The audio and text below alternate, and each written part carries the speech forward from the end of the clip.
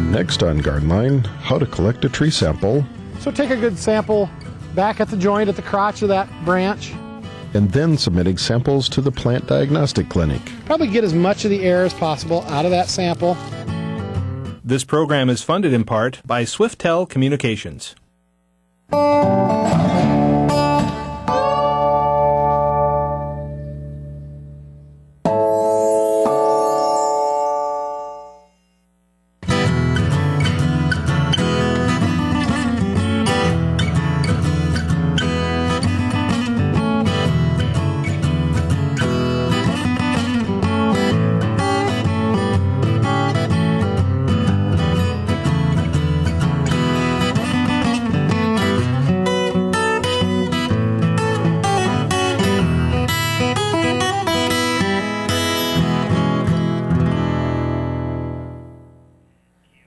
Hello and welcome to Garden Line. I'm Stephen Monk. Tonight on our show we're going to go on location with extension plant pathologists who will demonstrate how to collect a quality sample from a tree to be submitted to the Plant Diagnostic Clinic. And that same extension expert will explain how to keep that sample viable for the Plant Diagnostic Clinic staff to examine and provide a diagnosis. And as always, our panel of lawn and garden experts will answer your questions. So get ready to call in. Your panelists are here with the most up-to-date information about gardening, lawn care, insects, trees, and a host of other lawn and garden concerns. Now joining me in the studio to answer your questions are John Kiecafer, Brookings County Extension Educator, Chris Rostoff, Minnehaha County Extension Horticulture Educator, Larry Osborne, Extension Plant Pathologist, and Mike Meckning, Extension Weed Specialist. The phone number for you to call with your lawn and garden question is 1-866-595-SDSU. Again, that is 1-866-595-7378. Helping answer the phones tonight are the members of the Coteau Prairie Master Gardeners and the Brookings Master Gardeners. And remember, when calling in your questions, please provide your phone volunteers with as much information as possible about your garden problems. Be ready to provide a description of the problem, when the problem first appeared, whether it's affecting any other surrounding plants, and the moisture and soil conditions that may exist around the plant that you're noticing the problems with. Now, before we get to your questions, we have some important and timely information for your garden line when on location with Extension Plant Pathologist Larry Osborne to learn how to collect samples to submit to SDSU's Plant Diagnostic Clinic. Larry explains what the clinic staff need for samples gathered from a tree to provide an accurate diagnosis. When we're dealing with very large plants like trees, it's not always possible to take the entire plant into the plant clinic or to the county office. We often have to do pruning in order to take a proper sample. We want to make sure we don't injure the tree as we're getting our sample. So take a good sample back at the joint at the crotch of that branch, and we'll snip that sample. Good idea to sanitize your pruners after each clip in case there are some problems like vascular blight, vascular wilts, and some other problems in the tree itself. So sterilize those pruners. But this sample now can be bagged up, again, with a dry paper towel and taken to the plant clinic. And the diagnostician can take a look at what's going on these leaves. And since the tree in general appears fairly healthy, we can surmise that there's not a lot going on at the root level or in the vascular system. So a leaf sample or a twig, just like this, works fine. Digital photos for trees will always work really well as long as they're in focus and we can have both overview and close-up pictures of the problem areas. So a good overview of the form and fit of that tree and its environment is a good idea. It gives the diagnostician something to work with. All right. Well, thank you, Larry, for that information. And I understand you'll be back on deck later on with further details on that. So. Well, I'm multitasking. Yeah. All right. So, well, let's get started with our roundtable topic tonight. John, what do you have for us for the insect world? Well, we're back to crickets this week, and this one is a little bit different for you. We tried to come up with some different things, not always pest problems and things like that. And so Got a cricket example tonight for you that's just a little bit more fun in a way. Back in the late 1800s, a fellow by the name of Amos Dolbear came up, he was a physicist, came up with this idea that by knowing the temperature, you might be able to figure out how many times a minute a cricket chirps. And so this is the cricket that he worked with. This is a snowy tree cricket. And he figured out then that we have this formula. He figured it for both degrees Fahrenheit and degrees Celsius. And by counting the number of chirps in a minute, you can figure out the temperature. And that really wasn't him. Somebody else said, well, rather than figure out how many times the cricket's going to chirp in a minute, maybe we start with how many times it chirps and we can figure out what the temperature might be. So these are the formulas that really came out of that. And I think we have a simplified version here as well for both of these. And this gets a lot easier really because we've got a clip here that we'll play in just a second, I think, of the sound of them chirping. There it is. Bad sound if you're in the studio, but kind of hard to count how many times they're actually chirping in there. And so if you just time 15 seconds and count how many they chirp and add 40, it'll give you an approximation of the temperature in degrees Fahrenheit. More recently, National Science Foundation has gone back and revised some of this, and people working on it have said it's probably more like every 13 seconds, how many times they chirp in 13 seconds. But if you do want to take some time and play around with it, it is pretty accurate.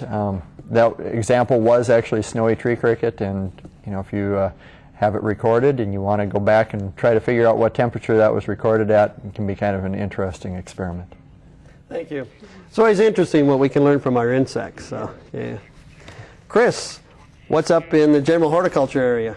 Well, we're at a time to be seeding our lawn, fall lawn seeding time. Kind of the weather finally set in to remind us of that. But about a week or two before you're going to seed your lawn, you want to work the ground. We're going to work the soil about 4 to 6 inches deep and allow that soil to regrow, or the weeds to regrow within that space. Then you can hit that space with a non-selective herbicide. Once that herbicide is dried, you can go in and seed your lawn. You may want to repeat that step twice if you have the time. We'll go up until about September 15th for seeding time. Then after you've worked your ground, go ahead and apply a starter fertilizer. This is about the only time I would recommend applying phosphorus unless a soil test would indicate otherwise, but incorporate that fertilizer. Then apply your seed uniformly. Go in 2 directions so that it's nice and even. Drag that seed in or rake that seed in. We don't want it to get any deeper than a ½ inch, but some seed on the surface is okay as well. Then the key step is to roll and firm that space for good soil to seed contact. Mulch the area with 1 bale of straw per 1,000 square foot, and then irrigate daily until emergence. Now the next picture I'll show where you have a rolled and raked bed versus the raked only, and you can firm that seed down by using something like that there photoed, which is a lawn roller, or by simply driving a riding lawnmower over the space, or if it's a real small patch, you can just walk on it to firm that down. Now, as far as post-plant care, transition to deep, less frequent irrigation after that grass is fully emerged, and then mow that lawn when it reaches the desired height. We don't want to take off more than 1/3, so don't come in and mow it down in half after it's grown to 6 inches. And then don't apply any broadleaf herbicide until you've mowed it 3 times. Now, as far as just the grass choices for South Dakota, fine leaf fescues are great choices. Kentucky bluegrass is a good choice for a nice green lawn, or turf-type fescues, at least in the southeast or warmer parts of the state. You can see there the trials up at SDSU. Zoysia is a warm season. Don't plant that. That's not a good choice for South Dakota. If you do want to do warm season grasses, which are green in the summertime, stick to buffalo grass or blue grama. So good. So now's the right time to put that seed in. So. Yep, August 15th to September 15th is the time frame we want to shoot for. All right, good. Thank you, Chris. Larry, I see you brought a number of samples for us to look at tonight. We're going to stick with a turf theme here. We didn't plan this ahead of time, so this is luckily it worked out. It's also the time of year where we start to receive a lot of tough-looking turf samples into the diagnostic clinic. And thanks to our good friends in Minnehaha County, we have a full bench of turf samples this week. I wanted to show you a few things. We have some close-up samples. On this sample here, you notice the turf is dead or dying. One thing I did, I took a turf cutter and cut that circle out, but you can use any kind of a sharp spade, a good tile spade with a sharp edge, and work that soil out. And I cut a little piece with my handy cheese cutter here, and I cut a little piece because I wanted to look at the root profile. And I used just a regular dinner fork. You can do this at home. And I looked to see where those roots are, and really there's about a 1/2 inch of root mass there, no deeper. And that's bad because we want those roots to go deep into the soil to extract soil moisture during hot, dry afternoon periods. Those roots tend to die. That's exactly what went on with this turf. It was in a very hot area. The healthy sample here was looks much better on top. You see it's a fairly short mowing height here, so that soil can warm up really quickly, and if it's not either well shaded or watered frequently, those roots are going to reduce their depth and their mass. But you see there's roots down at least 2 inches here, and that's what's keeping that turf so nice and healthy, even in the warm afternoon sun. So this was in a little bit of a shaded area nearby to the overheated turf. Now I'm going to slide this sample up. We're going to look at one more problem, very common in heavily managed or highly managed bluegrass lawns. People love their bluegrass to death. A lot of fertilizer goes on these lawns because they want the nice, green, healthy-looking turf, and they water the heck out of these things. You notice this layer is not roots.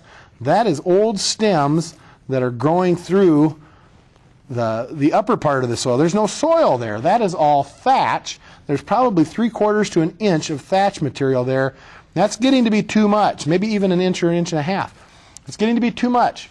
The thatch layer like that is going to seal out the moisture from getting into the soil. It's going to harbor plant pathogens, things that cause the turf to be diseased during wet periods. So it's going to seal the moisture out, prevent the soil from breathing adequately, and keep that disease next to the healthy turf blades. So we don't want to see that kind of thing. So core aeration can help with that. Also, more frequent mowing and maybe cut back on that fertility program just a little bit. Keep that turf green, but we don't want to keep it growing so vigorously that we're taking off more than about 1/3 at any one time. When we're doing that, we can also bet with a bluegrass lawn there's a lot of stems being produced below that canopy. So be careful with those kind of things. So to kind of sum a lot of that up, a lot of people would consider that perhaps a disease or an insect problem, but it's just mainly the growing environment under which that's trying to grow? That's right. It's just another kind of abiotic stress, but then it leads to those plant disease problems, the fungi and other things. All right. So you need to get down there and dig a little bit around and see what... Check things out. All right. Mike, what do we have for weeds this week? Well, I'm also going to stick with Chris's theme, but rather than talking about turf seeding, I'm going to talk about weed seeding. I know a lot of people have been fed up with the weeding this year. The rains have just made the weeds relentless, but don't give up. Now is a good time to go through and clean up that garden to prevent some of that weed seeding that can lead to the greater weed populations next year. It's amazing how many seeds these weeds can produce, and you guys know that. But here's some examples. We've got some slides here. This prostrate knotweed gives a lot of people a headache. 6,000 seeds per plant on that one. Next photograph, this another common weed. Some of you might recognize this in your garden. Might be a few of these out there. 50,000 seeds on that purslane plant. So really got to go after those. Next slide, we've got lamb's quarters, another fairly common weed, up to 70,000 seeds per plant. And the last slide here, we've got a foxtail, another common grass weed out in the garden, 15,000 seeds per plant on that one. So incredible seed producers, but really what makes a weed is the fact that it can produce seed from the tiniest plant out there. Think of a weed that weighs maybe a gram, and I've got here a paper clip as kind of the universal indication of a common thing that weighs a gram. If you've got a foxtail plant that weighs as much as this paper clip, it can produce up to 100 seeds on that plant. A lamb's quarters that weighs as much as this paper clip, 200 seeds on that plant. So don't forget about the little ones out there. They're contributing to the seed bank as well. So just a reminder for people to don't give up yet. Get those weeds now while they're starting to produce some seeds. And they're always producing seeds the way it sounds. That's right. Oh, another trick I want to mention too, you might want to avoid tilling your garden this winter. Let those weed seeds sit on the soil surface. Let the bugs and the mice, rodents, whatever, eat those seeds to, to deplete that seed bank the next year. So Mike, would you recommend if they are pulling weeds at this time of the year to actually physically remove those from the garden site versus pulling and just leaving them lay because of the seed? Yeah, you might. That's a great point. You might want to consider that, especially if you're starting to see some of that black seed being produced. Generally, it takes about 10 days from flowering to produce a viable seed, so it doesn't take long. All right. So thank you, panelists, for all that latest information that we should be looking at considering for this week. So our first question comes from Haytai. And Chris, this one is for you. When is the best time to transplant asparagus? They're moving it from an established garden, and the raspberries are taking over the asparagus. So it's time to move that. Okay. Well, I actually think it's better to do it in the spring. It's a good time of year to dig your trench and move it then. It sounds like you're in kind of a pinch, but really if you can wait till spring and move it then, you'll probably have better luck. And then as you put it in that new garden spot, you'll dig a trench, put it in there, and as it grows, you'll fill in that trench to get it established. All right. John Kiefer here for, this is out of Brookings. A commercial painter was attacked by a swarm of bees in Brookings. What can be done? Is there a spray? He needs to finish the job, and he's a little wary of the swarm that may come after him. So. Right. Yeah, this is one of those that we get a lot of at this time of year, and especially in the last few days I've gotten a lot of these.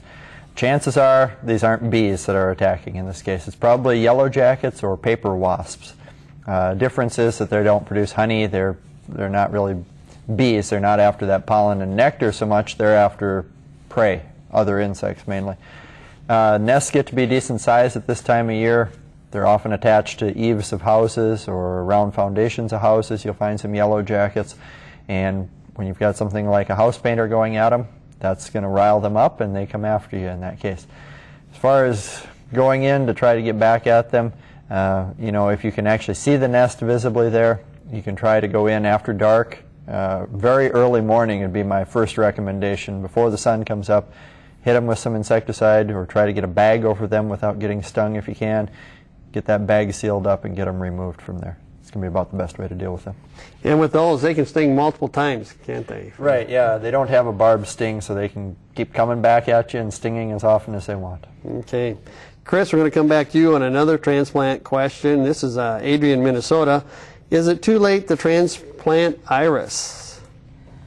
As far as transplanting iris, you generally start transplanting them after they're done blooming, and you can still get away with that now.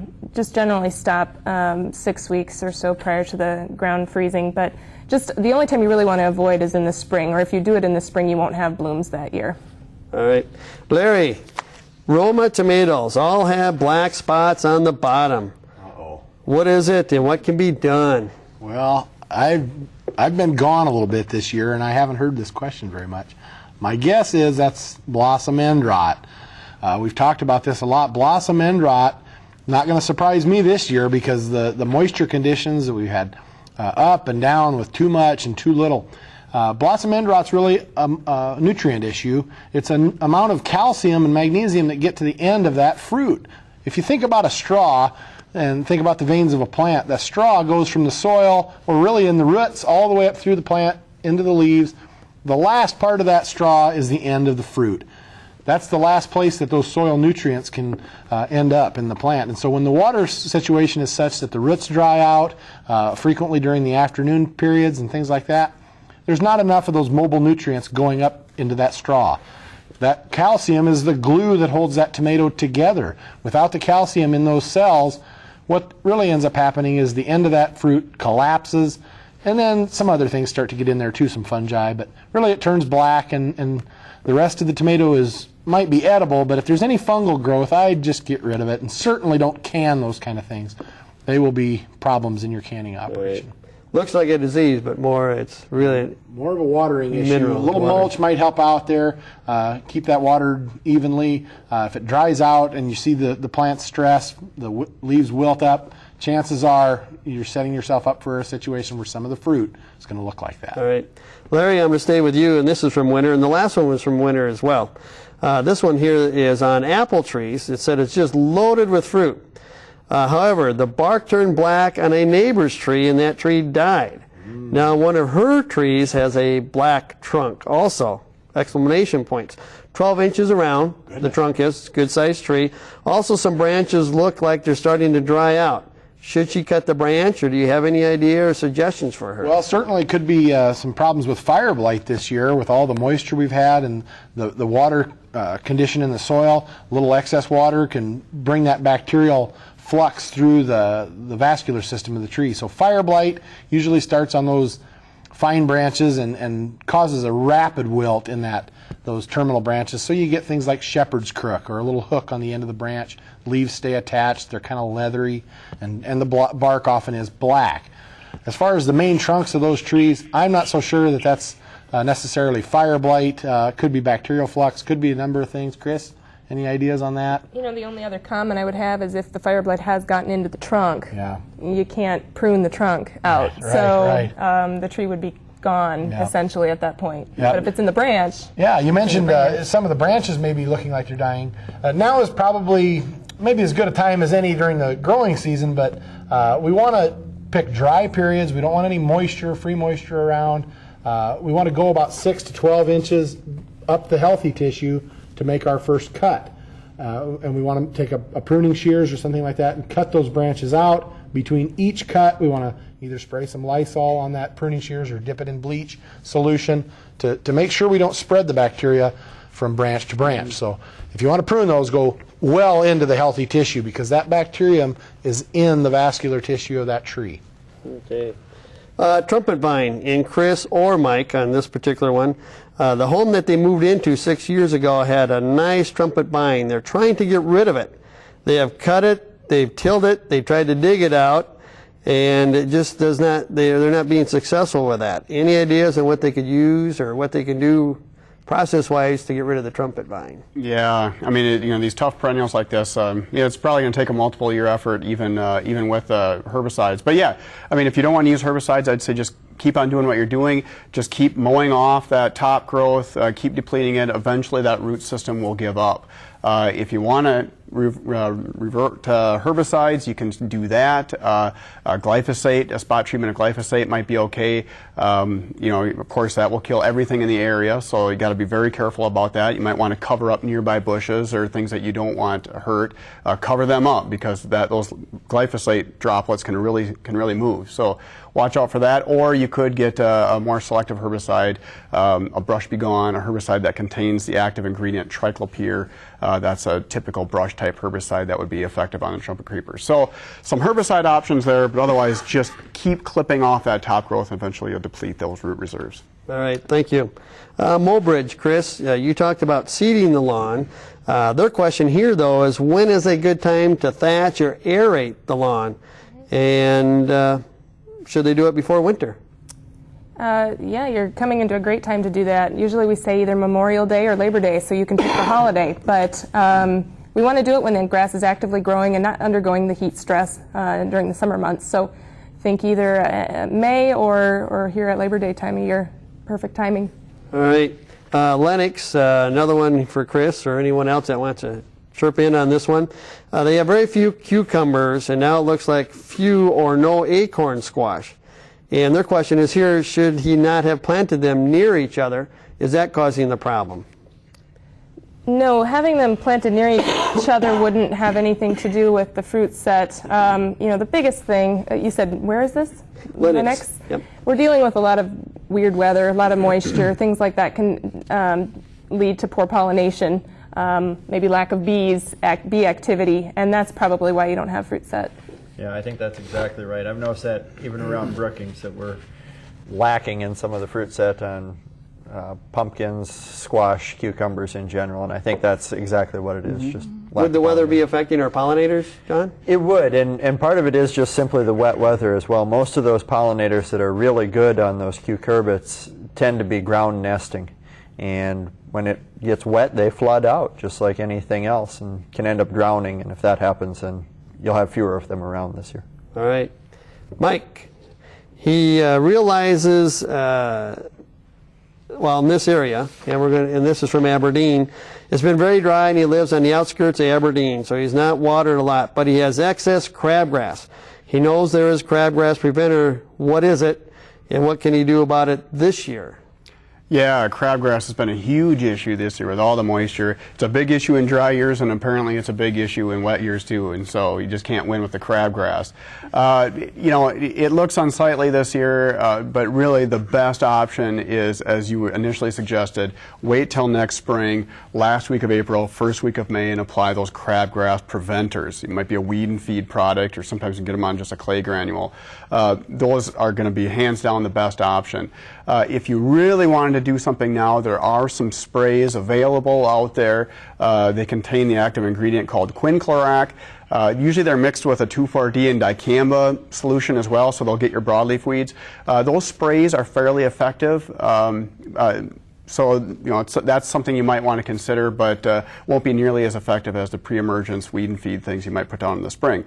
Otherwise, you know, if you don't want to spray this year, you might want to consider bagging those clippings to prevent reseeding into your lawn this year, and take those clippings off and that sort of thing. But there are sprays, quinclorac, there's Weed Be Gone products that have that, it'll say plus crabgrass control, and they're fairly effective. All right. This question, John, I'm going to direct it to you, but if anybody else wants to chirp in as well on this one. Night crawlers.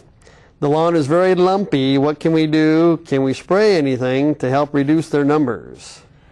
Yeah, well, night crawlers are actually one of those good things. You don't really want to try to get rid of them if you can help it. You know, simply like what Chris was talking about in seeding a lawn, if you want to just go through and roll that lawn, that'll help push some of those back down.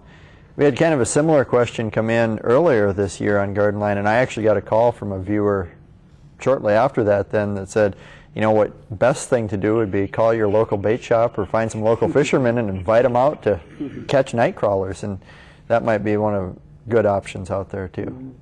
Now, I know it can get awfully rough. I've had people say that they can't even stay on their riding lawnmower, but probably rolling it to help smooth it out would be the best thing. Yeah, I think so. You know, it's one of those where if you're getting lumps that are that large, I would wonder if it's truly night crawlers or if you're getting something else going on there as well. There are a number of small mammals that are moving at this time of year. I've seen a lot of moles moving in the last week. Pocket gophers are starting up again, and if you're getting big lumps like that, it's possible you have moles or something else going there too. Okay. One thing I'd say, you mentioned rolling. Back to the plant disease issues. Rolling a wet turf is just about as damaging as a thing as you can do.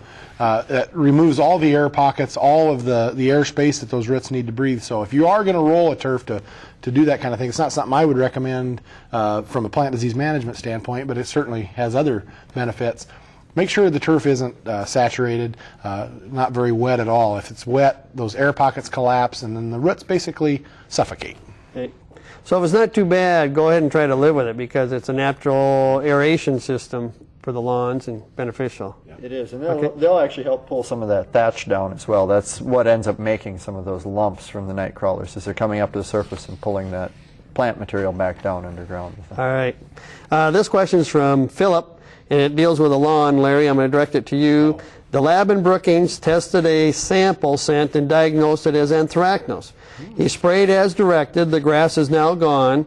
He sprayed at 10 to 12 days ago. Can he safely plant a new lawn? Oh, I see. Okay, sprayed as directed to renovate his lawn, I think is maybe what he was getting at, some Roundup or something.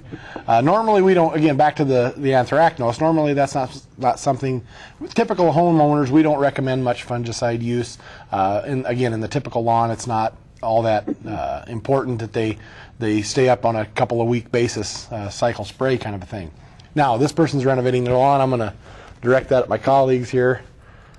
But it was as far as they sprayed Roundup? Was that the specific They product? didn't say as far as what they sprayed. One would assume that they were spraying the anthracnose problem. Okay. But they just indicate they sprayed as directed. The grass is now gone, and sprayed it about 10 to 12 days ago. Okay. Well, if you used a non-selective herbicide, technically you could seed as soon as that product is dry. It's not going to kill that grass seed that's coming up. So if it was 10 days ago, yeah, you can sure get in there and seed your lawn. Okay. Now back to the spray on the anthracnose. Yes. If they indeed, some of our fungicides do have potential to burn the grass if they're applied at a very high concentration. Something like Banner.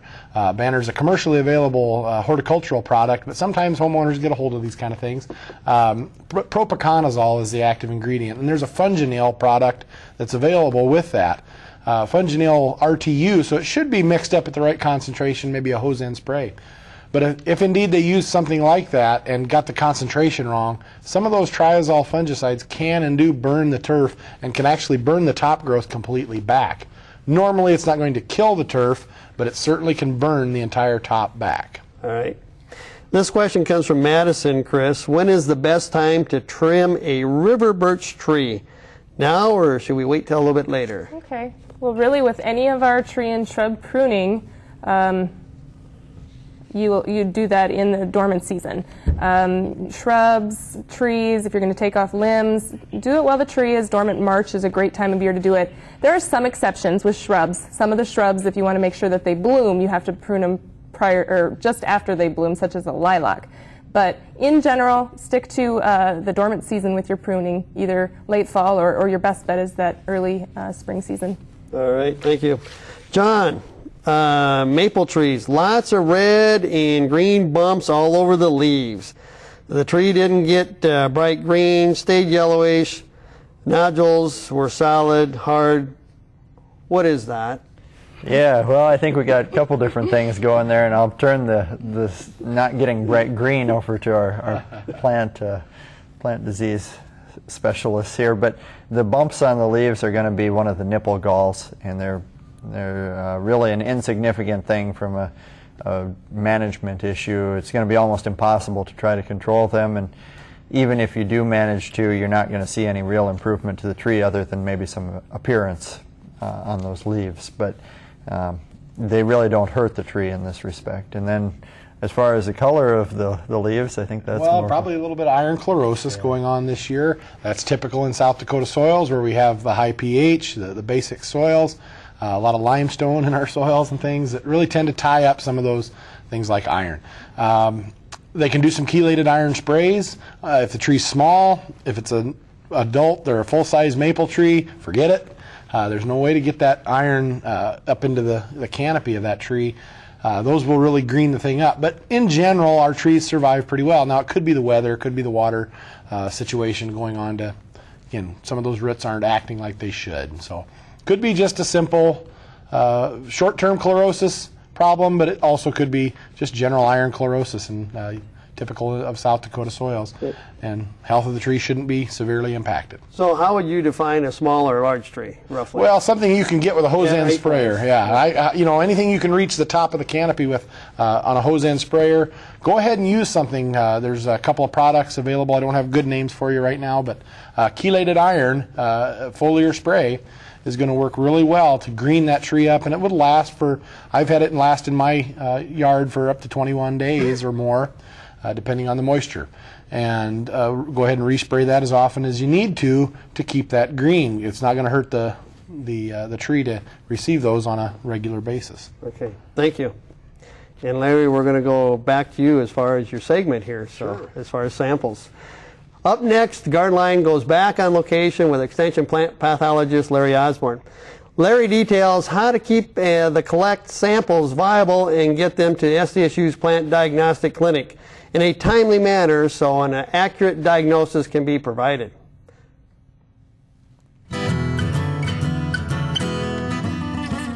This is Larry Osborne with SDSU Extension Plant Pathology and the Plant Diagnostic Clinic. We've been out collecting samples today, and now we want to take those samples to our local expert. We can certainly take those into our county extension office. Oftentimes there are staff there that are very well trained in identifying many common problems. But if your staff at the county office can't help you, or at the garden center, you might want to consider sending those samples in to, say, the SDSU Plant Diagnostic Clinic or another expert.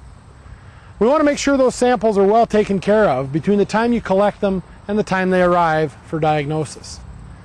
It's important to keep those samples cool. We use this ice chest and keep those samples as cool as possible, and get them back for processing as quickly as possible.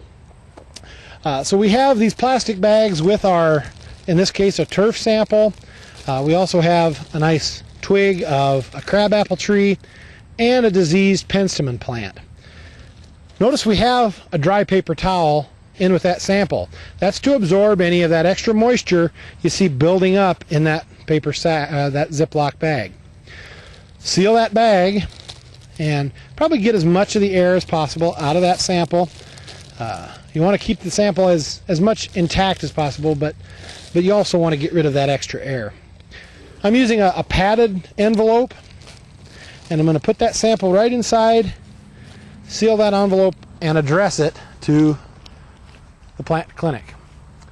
Now you can send this through regular mail. The Postal Service is just fine, but the more water that sample contains, or if it contains fruits or other things, may consider overnighting that sample using one of the courier services. Gets it to our clinic in time before that sample starts to mold and decay. If you get those samples to us early in the week, on a Monday, Tuesday, or Wednesday, we can often process those samples and get them into our coolers before they have problems. If we receive the samples on a late Friday afternoon, sometimes they may sit in the mail room over the weekend and we're not aware of them. So be sure to send those in no later than Wednesday morning. There can be modest fees for some plant disease diagnosis, but you can visit with your county extension personnel about that or any other plant disease questions that you may have.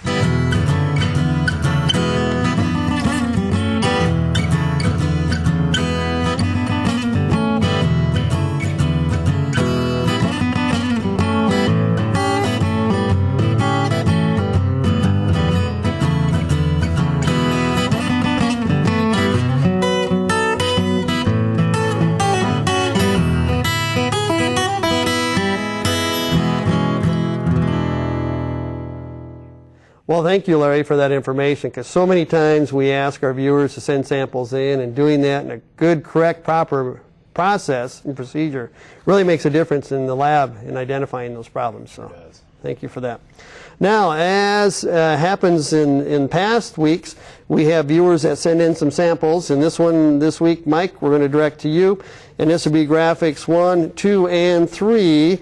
And this particular one is, please help us with a plant that we cannot figure out if it's a weed or a plant that we should keep.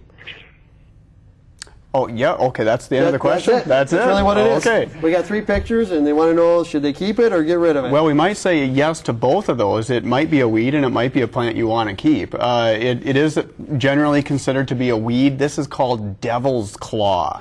Just a wicked, nasty name, because the plant looks kind of pretty right now, and it looks fairly innocent. Look at that nice pretty flower on there. Who would pick that, right? You're going to let that go. But once that develops a seed pod, it'll develop a big hook-like seed pod that looks like a big claw, and that's why it's called devil's claw. So now, this is a native plant, even though we do kind of consider it a weed sometimes, but since it's a native, it's kind of, it's certainly adapted to this area. It has natural predators, so usually it doesn't become very weedy or very invasive. So, it is kind of weedy. It's not going to take over things, so if you want to keep it, fine. If you want to get rid of it, fine.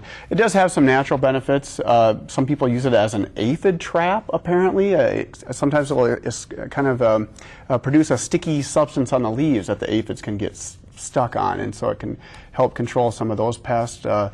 Pioneers used to pickle that claw when it was still tender and eat those, and so lots of good uses for devil's claw out there, something you might want to consider keeping. Now, if they would want to get rid of it, what would be the best way to do that? It looks like it's not a big patch, and so just pulling it out. It's an annual, so it's not that big of a deal. All right, good. Thank you. Maple trees and peonies. Chris, she has a maple tree that is about 6 years old and keeps getting shoots around the base of the tree, and she wants to know what she can do to help stop that, or the proper time to take those out. Well, there's sort of 2 things you can do. One is pruning them out at the right time of year can be helpful. We actually want to prune suckers such as that out in the summer months, and maybe not pruning them all out at once. Prune them over a couple-week period. That'll make them less likely to come back. And then the other thing you can do is apply a product called Sucker Stopper on those pruning cuts to keep them from shooting back up. The second part of that question is peonies. When should she prune those down or back for the year? All right, well, once they die down, then you can just remove and cut off that brown foliage. All right. Moles in the garden, and this is from Lake Oahe, but moles are kind of all over the state. So this one is burrowing all over their garden. They can't get rid of him. They try, assuming it's a him. They tried flushing with water, and they just cannot take care of it. So any thoughts or suggestions there? John or Chris? Well, as far as techniques to get rid of it, trapping is considered a good approach. You can get what's called, for example, a harpoon trap, which you've got to straddle a active runway, and then as the mole runs through there, it'll get them. You don't even have to handle the mole. It'll release it underground. You could try gas cartridges. You have to put them pretty close together, about every 15 feet in an active runway, but those are some approaches you can try. Don't buy these poison grains and things. They're meat eaters, and they won't eat grains that are poison. And maybe John can elaborate. Right. Yeah, and that's, trying to flush these things out of a tunnel is kind of difficult because they're not like the ground squirrels or some of those where they have a fairly hard tunnel and it'll conduct water. These things actually just kind of plow their way through the soil and really loosen it up pretty well. And so when you try to run a hose in there and flush them out, they've loosened up that soil. It really soaks into the ground pretty quickly, and so you're not very likely to be able to flush them out that way. They can dig almost as fast as that water will run, but really what's probably going to be most effective, in my opinion, on these things is to get rid of their food source. And like Chris mentioned, they're meat eaters. They're after insects and mainly larval insects in there. So you may have an insect problem in the garden that you don't know about, and if you can find what they're after in there, get rid of that problem, and you may be rid of the moles. We had talked earlier on Garden Line too about, just among ourselves I think, but about use of perfume to try to drive them away in those mole runs. And I've tried it this summer at home and I haven't had any luck with it. So I hope maybe somebody's had better luck than I have. But what about bubble gum? I've heard that before, and they do make a poison like worm thing, like a gummy worm thing. Yeah, they actually mimic some of those food sources that they're eating, those white grubs and some of those things out there. And so if you find some of those can be fairly effective, and you insert them into the tunnels. Okay. And if they'd like to get more information, I assume they can check with their extension office for the brochure on trapping and control. All right, good. Larry, apple trees. She called last week. Her apple trees, and we must not have been able to get to it. Her apples have black stuff on them. It's not a dust. She has to use a brush to scrub it off. The apple, what can she do about it or get rid of the stuff so it does not come back next year? Note, she would like to eat the apples with their peel on. You bet. She didn't say anything about processing, but you might want to address that as well. Well, sounds to me, even though you said it's not a dust, it's what we call sooty mold. The fact that she's able to brush that off, or that you're able to get rid of that and leave the skin, that tells me that it's probably something we call sooty mold. That's lots of different fungi that grow on just the sugars of that plant, or could be aphid honeydew, lots of different things that provide a host for just airborne fungi. In general, we wouldn't like you to eat the fungi. Almost all fungi are going to be fairly harmless.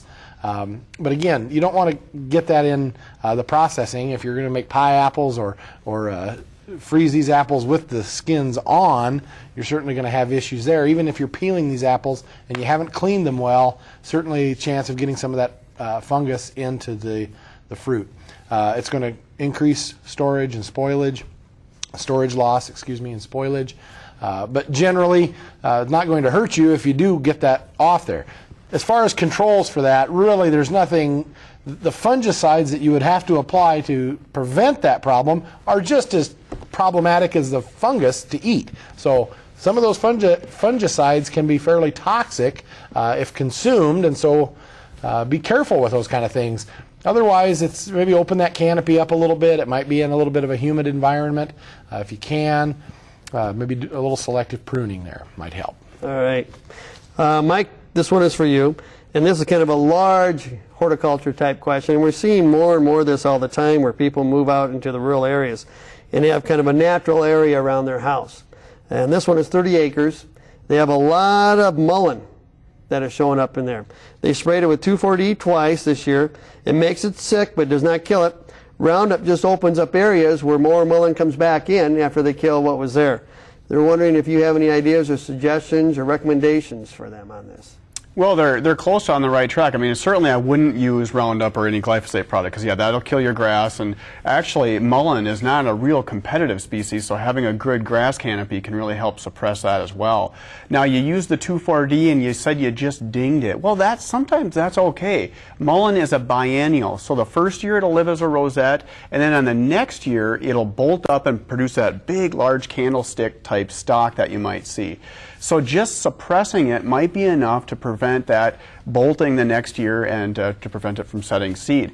We've had fairly good luck with just 2,4-D in our trials. Even though we don't completely wipe it out, just suppressing it has been good enough. There are other products on the market, maybe more potent broadleaf herbicides for using in acreages, grasslands like Milestone, Forefront, Escort, Cimarron products. There's a lot of different products out there. We do have a fact sheet on noxious weed management because common mullein is considered a locally noxious weed in some counties. So if you Google SDSU extension weeds or go to your county office, they'll have more specific recommendations for you there. But I would say I'd encourage the suppression is okay, or even mowing can be a good option. It's only a biennial, so just stopping that second year growth is enough to control it. Mm-hmm. Is mullein a native plant for South Dakota? No, it's not. It's not. Okay. Yep. It is considered, it's a non-native invasive species. So. All right. Is mullein the plant we called fisherman's friend growing up? Yeah, I guess so. Yeah, among other names. Among other things. Yeah. We won't go into the any pioneers detail. used it for various uses, I guess. Hygienic uses. Well, traveling. So. All right. We have one here, Larry. It's a 10-year-old flowering crabapple tree with lots of berries on it. It had beautiful blooms this year, but it really didn't leaf out like the other years and is losing its leaves now. Wondering what to do, or will it look nice again next year? Oh, if you have some thoughts on that. Sure, it's hard to say exactly what it's going to look like next year. Again, plant sample might help either rule in or out a couple of things. Apple scab certainly is a problem on crab apples this year, probably more so than on an average year. Apple scab will cause defoliation this time of year. The fungus grows on those leaves, and then some of the problems that creates cause the plant to drop its leaves. That's common on a lot of crabapple varieties. Perhaps there were some other issues. The roots can be fairly sensitive, if I'm not mistaken, to too much water. Now that's been the case. What area did that question come from? This particular one came from Del Rapids. Okay, well I think Del Rapids has probably been a little extra wet this year. If that's the case and that plant is just suffering from the stress of being over wet for too long, some of those roots may have died. Hopefully that tree will come back next year, but be pretty careful with the watering in the next couple of years and let that plant establish if it survives. All right. This one comes from Sisseton, and John, they have 3 linden trees, terribly infected with nipple gall. Anything they can do to prevent that? They're 10 years old, 46 inches in diameter is what the trunk size is. Yeah, and that's, same thing as with those maple nipple galls. You're dealing with some tiny little creatures there. Life cycles are fairly complex, and it's going to be very hard to stop them. You'd have to time it pretty precisely. Good news is they don't really do any significant harm to the tree, so if you can live with them, you just do. They make some of the leaves kind of unattractive, and it's one of those where some years they seem to be worse than others. If you can get through this year, you may have fewer from next year. The trees should, as they get larger, just kind of withstand that and grow out of it a little bit. Okay. Watertown. Mike, they have lots of clover this year and quackgrass too, or crabgrass with a question mark. How to get rid of either one of those, or of the 3, I guess. And could you please tell the difference on how we can determine if it's crab or quackgrass? Well, crabgrass is an annual, and that it spreads by seed, so it spreads really fast. The easiest way is, as an annual, you pull it up and it'll have fine roots. It won't have a very extensive root system, but it'll also have hairs all over it, on the stem, on the leaf. They're pretty small, so you have to look close, but you'll see small hairs. Quackgrass is a perennial, so if you try pulling that up, it'll have a much more distinct white root because that spreads by underground rhizomes. So quackgrass is a perennial, and it will not have any hairs on it. At the base of the leaf, you'll see 2 finger-like appendages clasping the stem there. So quackgrass, as a perennial to be watching for. So crabgrass, you could control your crabgrass and your clover at the same time. We kind of mentioned there are some sprays out there that contain quinclorac. They also contain 2,4-D and dicamba, so that'll control your broadleaf plant weeds and your crabgrass at the same time. But again, for crabgrass, the best thing is weed and feed in the spring. I would say clovers are not so bad, though. You might want to consider just leaving the clovers if you want. I've been trying to get clovers going in my yard with not a whole lot of success, but I'm keeping my fingers crossed. But the quackgrass is something that you can only control with spot treatments of Roundup and then reseeding. So that's a real tough one to control. Okay. I've heard some comments that clover indicates maybe a lack of nitrogen in the turf. Would that?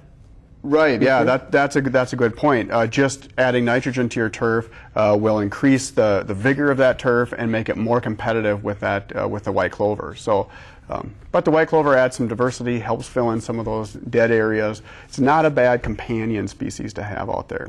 It almost seems like that white clover kind of cycles through on that as the nitrogen builds up, the white clover kind of is pushed back by the grass, and then as you get into less nitrogen again, as the grass uses it up, then the white clover kind of comes back. Is that? Yeah, it will kind of cycle. And some people, they see the clover become really aggressive, and then they get really concerned, and they want to kill it right away. But yeah, you just have some patience, and that patch will deplete over time and kind of mellow in with the regular grass and not be so distinctive. Okay, thank you.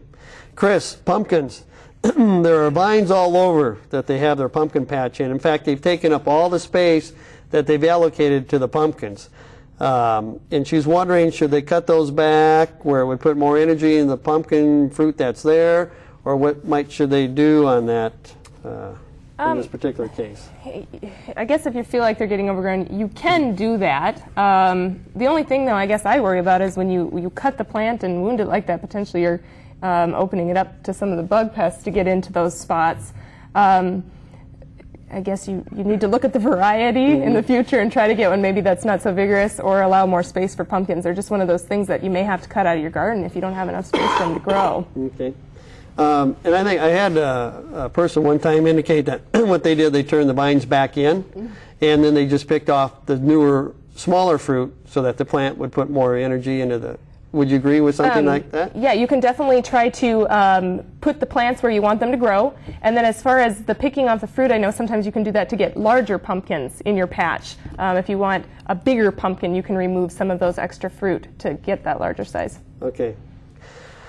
Larry, I'm going to start with you on this, but Chris, you can help out as well. And this comes from Huron. Excuse me. Moss is taking over the north side of their house, and it's taking over their lawn. And it's crowding out the grass. Well, any ideas what they could do? Well, really, it's I hate to disagree with them, but really the grass is probably a little suppressed, maybe by shade and over wet conditions. The roots aren't able to breathe as well. And that moss, really, basically, its roots are up in the air, so it doesn't have to worry about saturated soil conditions.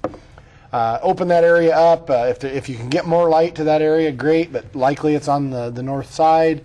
I'm not going to be able to improve that too much.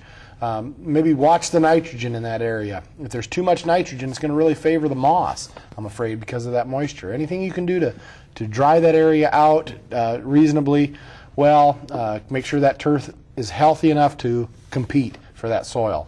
The moss is really a slow-growing thing, so it's not out competing the turf. It's just that the turf is suppressed somehow. Okay. All right. Garrettson, John. Woodpeckers are attacking my house. What can she do? She said, whether this means or helps or aids or hinders, she indicates she's been feeding them suet. So. Yeah, and this is one of those topics that we get a lot this time of year, and sometimes in the spring as well. You get these woodpeckers drumming on the sides of houses. Depending on the siding, you may want to check to make sure that they're not actually trying to feed on something in the siding. You know, that you may have some grubs tunneling through that siding or something like that, although I think that's fairly unusual. More likely they're just doing it because it's a good way to make some noise. The males bang on things to try to attract females, and you know, it's just one of those cases where they're around there looking for something to hammer on a little bit, and anything that would discourage them, kind of chase them away, distract them from things, I think would be a good option. You know, they are protected birds, so we can't do anything lethal to them or that would be too harmful to them. Okay. Well, we got you on deck here, John. This is kind of a neat one. We get a few of these in every year, and it's kind of unusual if you're not used to seeing it before. And this is where a cricket came across their floor, and this is in Eagle Butte, in their office. A friend squashed it, didn't pick it up right away, and when they looked down, there was about a 2.5, 3-inch brown worm that slithered out. They looked at the worm under the microscope, and it looked as if it had salt crystals on it. But Yep. Yeah, these are so-called horsehair worms. They got their name because they complete their life cycle in water, and so people would find them in horse tanks originally, and they assumed that they were hairs off of horses that when they were submerged in water they came to life and started moving, and that's really not the case at all. But intestinal parasites of crickets and some other insects, and they do end up rendering the crickets sterile. So it's one of those where if the cricket has it, it won't reproduce. Kind of a nice creature from that standpoint. all right. So nothing to be really concerned or fear about? Nothing to worry about at all. Okay. And it's actually beneficial to work on the crickets? Yep. All right, good. Thank you.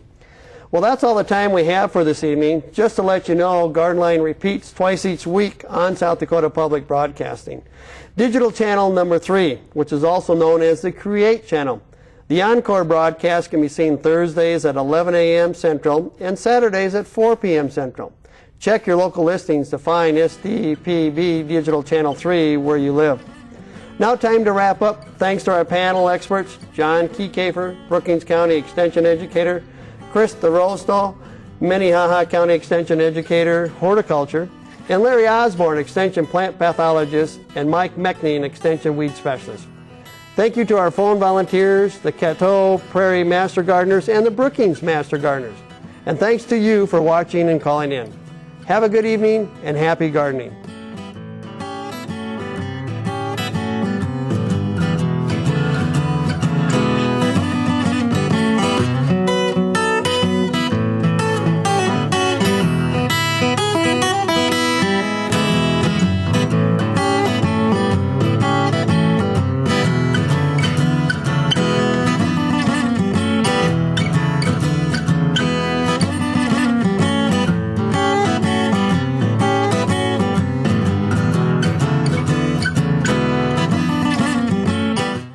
This program is funded in part by Swiftel Communications.